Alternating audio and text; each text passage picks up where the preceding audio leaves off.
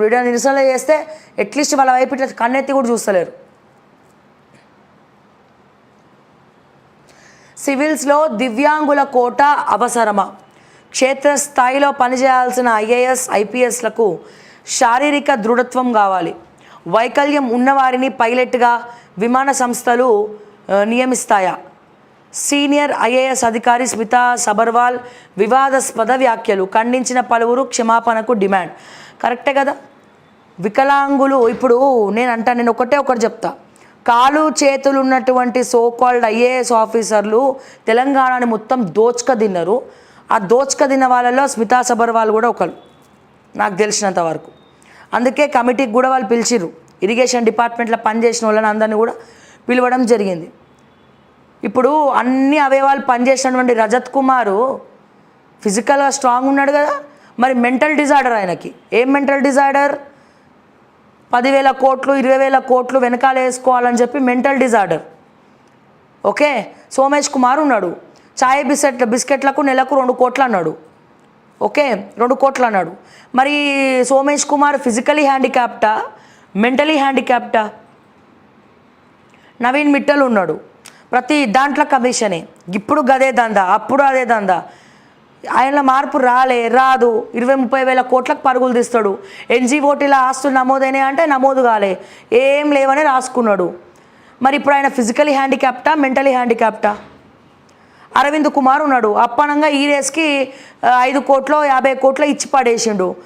First తర్వాత రేవంత్ అన్న 50 కోట్లు ఏమైనాయి అని చెప్పి అరవింద్ కుమార్ని క్వశ్చన్ చేసిర్రు. తర్వాత ఏం సెటిల్మెంట్లు అయినాయో బయటికి రాలే. మరి ఇప్పుడు అరవింద్ కుమార్ ఐఏఎస్ ఆఫీసరే కదా, మరి ఆయన అంగవైకల్యుడా లేకపోతే మెంటలీ డిజార్డర్ అనుకోవాలా? జయేష్ రంజన్ ఉన్నాడు, ఐటీ డిపార్ట్మెంట్లో చేయని దందా లేదు. ఏ ఫైల్ ఇండస్ట్రీస్కి ఎంత ఎవడోడికి ఏ ల్యాండ్ ఇచ్చిండో ఒక క్వశ్చన్ చేస్తే తల తీసుకెళ్ళి ఏడబెట్టుకుంటాడో తెలియదు. మరి ఆయన ఫిజికలీ హ్యాండిక్యాప్టా మెంటలీ హ్యాండిక్యాప్టా? నేను అడిగేది ఒకటే స్మితా సబర్వాల్ కాదు, ఐఏఎస్లకు కాలు చేతులు ఉన్నాయి కానీ బుర్రల గుజ్జు ఉందా లేదా అనేది తెలియదు. ఎందుకంటే అందరిని అంటలేను, మళ్ళీ ఇక్కడ నన్ను క్షమించాలి దయచేసి. అందరు ఐఏఎస్ అంటలేరు సార్. మా తెలంగాణలో ఐఏఎస్లనే బందిపోట్ల ముఠా పడ్డది.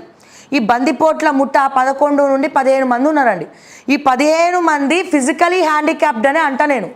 వాళ్ళు ఫిజికలీ హ్యాండిక్యాప్డ్ కాకపోయినా వాళ్ళకి మెంటల్ డిజార్డర్ ఉన్నది, కొద్దిగా బుర్రలు పనిచేయవు.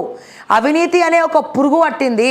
పురుగు పట్టుకొని తెలంగాణలో ఉన్నటువంటి సొమ్మంతా కూడా దోచుక తిన్నారు.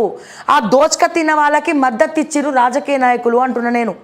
మరి అంగవైకల్యులు ఉన్నటువంటి ఐఏఎస్ ఆఫీసర్లు గ్రేటా లేకపోతే మెంటల్ డిజార్డర్ ఉన్నటువంటి ఐఏఎస్ ఆఫీసర్లు గ్రేటా అని క్వశ్చన్ వేస్తే మరి ఈ ఐఏఎస్ ఆఫీసర్లు అందరూ ఏమవుతారు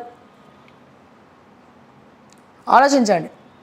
ఇప్పుడు వాళ్ళకి అంగవైకల్యం ఉన్నోళ్ళకే తెలుస్తుంది. మానవతా దృక్పథంతో వాళ్ళు ఆలోచిస్తారండి.